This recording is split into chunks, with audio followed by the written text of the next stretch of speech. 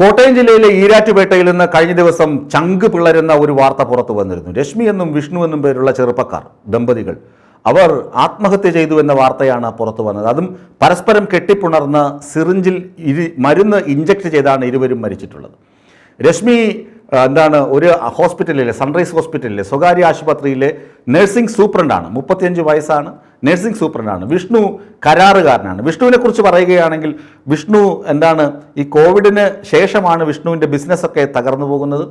കോവിഡിന് മുമ്പ് വരെ, അതായത് സാമ്പത്തിക ബാധ്യതകൾ വന്ന് പതിക്കുന്നത് വരെ വിഷ്ണു രാമപുരത്തെ യൂത്ത് കോൺഗ്രസിൻ്റെ മണ്ഡലം പ്രസിഡൻ്റായിരുന്നു. അതായത് ഇപ്പോഴത്തെ പ്രതിപക്ഷ പാർട്ടിയുടെയൊക്കെ വലിയ നേതാവാകേണ്ടിയിരുന്ന ഒരു വ്യക്തിയായിരുന്നു വിഷ്ണു. പിന്നീട് സാമ്പത്തിക ബാധ്യതയൊക്കെ വന്നപ്പോൾ പാർട്ടി പ്രവർത്തനത്തിൽ നിന്നൊക്കെ മാറി അതിൽ നിന്ന് എങ്ങനെയെങ്കിലും കരകയറണമെന്ന വാശിയോടെ ജീവിതം മുന്നോട്ട് തള്ളി നീക്കാൻ ശ്രമിച്ചിരുന്ന ചെറുപ്പക്കാരൻ. ഞാൻ പറഞ്ഞു വരുന്നത്, വിഷ്ണുവിൻ്റെയും രശ്മിയുടെയും മരണത്തിന് ഉത്തരവാദികളായ ചിലരെക്കുറിച്ച് പോലീസിന് വിവരം ലഭിച്ചിട്ടുണ്ട്.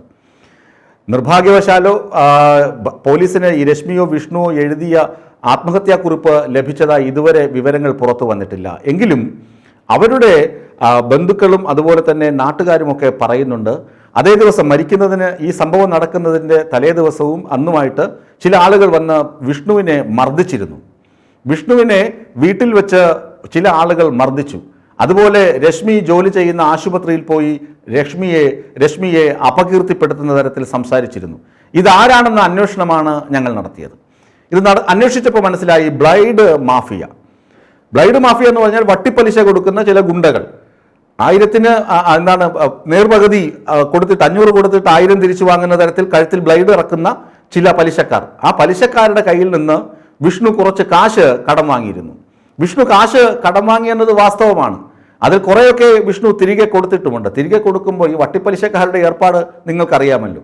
എത്ര കൊടുത്താലും ഒരിക്കലും ഈ കടം തീരില്ല.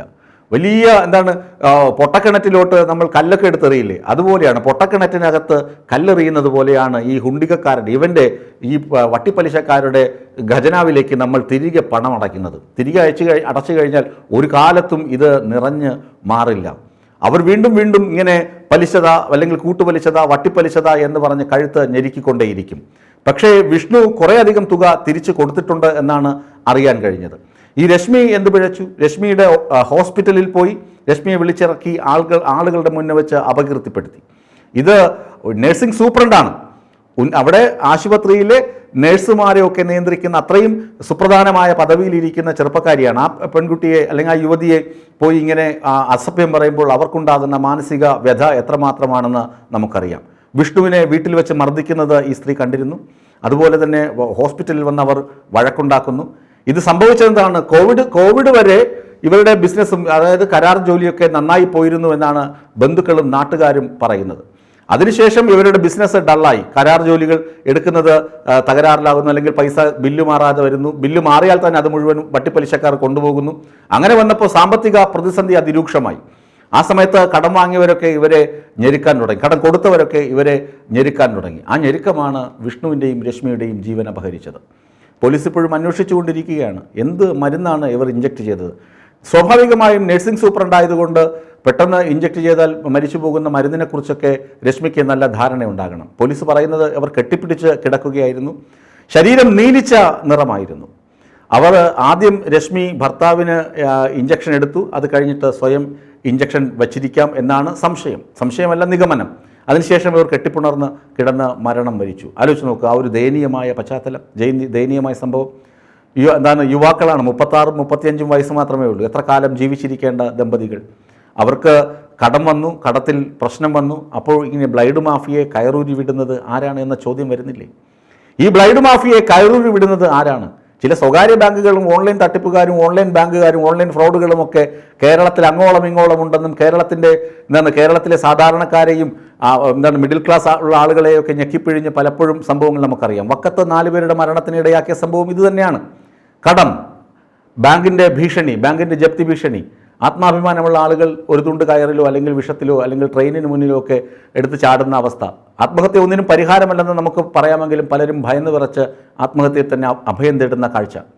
ഈ വിഷ്ണുവിനെയും രശ്മിയെയും ഭീഷണിപ്പെടുത്തിയ ബ്ലൈഡ് മാഫിയ തീർച്ചയായും നിയമത്തിന് മുന്നിൽ കൊണ്ടുവരണം.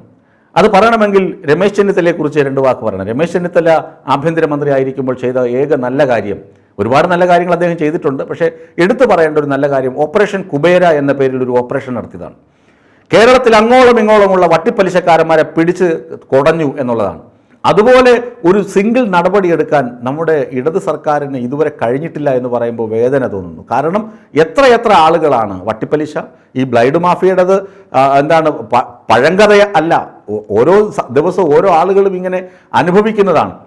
പലരും പുറത്തു പറയുന്നില്ല, പലരും പോലീസിനെ സമീപിക്കുന്നില്ല. പോലീസിനെ സമീപിച്ചു കഴിഞ്ഞാൽ ഒരുപക്ഷെങ്കിൽ ഇവർക്ക് നീതി ലഭിക്കാം. കാരണം ഇങ്ങനെ കടം കൊടുക്കുന്നതിനൊക്കെ നിയമമുണ്ട്, നിയമവ്യവസ്ഥയുണ്ട്. ഈ നിയമവ്യവസ്ഥയൊക്കെ മറികടന്നിട്ടാണ് ഈ ബ്ലൈഡ് മാഫിയയൊക്കെ പെരുമാറുന്നത്. രജിസ്ട്രേഡ് സ്ഥാപനങ്ങളൊന്നും ഉണ്ടാകില്ല. ഈ ബ്ലൈഡ് മാഫിയയെ നിയമത്തിന് മുന്നിൽ കൊണ്ടുവരണമെങ്കിൽ ഞാനോ നിങ്ങളോ വിചാരിച്ചതുകൊണ്ട് ഒരു കാര്യവുമില്ല. ഒന്ന്, നമ്മളാരെങ്കിലും ഇവരുടെ കയ്യിൽ നിന്ന് കടം വാങ്ങാതിരിക്കുക, ഇത് മാത്രമേ നമുക്ക് ചെയ്യാൻ കഴിയുകയുള്ളൂ. പക്ഷേ സർക്കാരിന് ഒരുപാട് കാര്യങ്ങൾ ചെയ്യാമായിരുന്നു. വിഷ്ണു രശ്മി ദമ്പതികളുടെ അവസ്ഥ മറ്റാർക്കും ഉണ്ടാകാതിരിക്കാനെങ്കിലും ഈ ബ്ലൈഡ് മാഫിയയെ നിയമത്തിന് മുന്നിൽ കൊണ്ടുവരണം. അതിന് രമേശ് ചെന്നിത്തലയൊക്കെ ചെയ്തതുപോലെ ഒരു കാര്യം സർക്കാർ ചെയ്യാൻ തയ്യാറാകണം. ഓപ്പറേഷൻ കുബേര എന്ന് പേരിടണ്ട, വേറെ ഏതെങ്കിലും പേരിട്ടിട്ട് ഇവരെ പിടികൂടണം. പിടികൂടി കൃത്യമായിട്ട് ഇവരുടെ കള്ളപ്പണമുണ്ട്, ഇവരുടെ കയ്യിൽ കണക്കിൽപ്പെടാത്ത പണമുണ്ട്. 1 രൂപയ്ക്ക് 90 പൈസ കൊടുത്തിട്ട് 1 രൂപ വാങ്ങുന്നവർ, 1500 കൊടുത്തിട്ട് 1000 ഈടാക്കുന്നവർ, അങ്ങനെ വട്ടിപ്പലിശ കൊടുക്കുന്നവർ. നമ്മുടെ സംസ്ഥാന സർക്കാർ കുറേ നല്ല കാര്യം ചെയ്തിട്ടുണ്ട്. മാർക്കറ്റിലൊക്കെ സഹകരണ ബാങ്ക് വഴി അതാത് ദിവസങ്ങളിൽ തന്നെ ചെറിയ തുക ലോൺ കൊടുക്കുന്ന സംവിധാനമൊക്കെ വന്നിട്ടുണ്ട്. അതുപോലെ മാർക്കറ്റുകൾ കേന്ദ്രീകരിച്ച്, അതുപോലെ മുമ്പാണെങ്കിൽ തമിഴ്നാട്ടിൽ നിന്നുള്ള ആളുകൾ വരുമായിരുന്നു, പാണ്ടികൾ വരുന്നു, പൈസ കൊടുക്കുന്നു, എന്നിട്ട് ആഴ്ചപ്പിരിവുകാർ, അങ്ങനെയൊക്കെ ഉണ്ട്. പക്ഷേ അവർ ഈ ആഴ്ചപ്പിരിവുകാരൊക്കെ ചെറിയ തുകകളാണ് കൊടുക്കുന്നത്. ഇത് വൻ തുകകളായിരിക്കാം, കരാറുകാരനായിരിക്കുമ്പോൾ ലക്ഷങ്ങളൊക്കെ കൊടുത്തിട്ടുണ്ടാകാം. ഈ ലക്ഷങ്ങൾ കൊടുത്ത ആളാണെങ്കിലും 1000 കൊടുത്ത ആളാണെങ്കിലും ഈ വട്ടിപ്പലിശയും പലിശ ഇനത്തിൽ ഇങ്ങനെ മുതലിൻ്റെ മുതലും ഒക്കെ വാങ്ങിയിട്ടും വീണ്ടും ഇങ്ങനെ കഴുത്ത് ഞെരുക്കുക, പിന്നെ വീട്ടിൽ കയറി മർദ്ദിക്കുക. ആലോചിച്ച് നോക്കുക, വീട്ടിൽ കയറി വിഷ്ണുവിനെ മർദ്ദിച്ചവർ, അത് കഴിഞ്ഞിട്ട് രശ്മിയെ ആശുപത്രിയിൽ പോയി തെറി പറഞ്ഞു. ഇതാണ് ഈ മരണത്തിന് കാരണമായത്. അതുകൊണ്ട് അടിയന്തരമായി സർക്കാർ ചെയ്യേണ്ട ഒന്നാണ് ബ്ലൈഡ് മാഫിയയെ നിയമത്തിന് മുന്നിൽ കൊണ്ടുവരിക എന്നത്. അതിന് മാതൃകയാക്കാം രമേശ് ചെന്നിത്തല ചെയ്തതുപോലെ ഓപ്പറേഷൻ കുബേര പോലുള്ള ഒരു ഓപ്പറേഷൻ നടത്തി കഴിഞ്ഞാൽ യുവന്മാർ പകുതിയിലധികം പേരും 90% ആളുകളും കുടുങ്ങും, ജയിലിനകത്താകും എന്നതിൽ ഒരു തർക്കവുമില്ല. അതിന് ഇനിയും സർക്കാർ കാലതാമസം എടുക്കരുത്. ഇനിയും ആളുകളെ ഇങ്ങനെ കൊലയ്ക്ക് കൊടുക്കുന്നത് കണ്ടിട്ട് മുതലക്കണ്ണീരൊഴുക്കിയത് കൊണ്ട് ഒരു കാര്യവുമില്ല എന്ന് പറഞ്ഞു തന്നെ തീരുകയുള്ളൂ.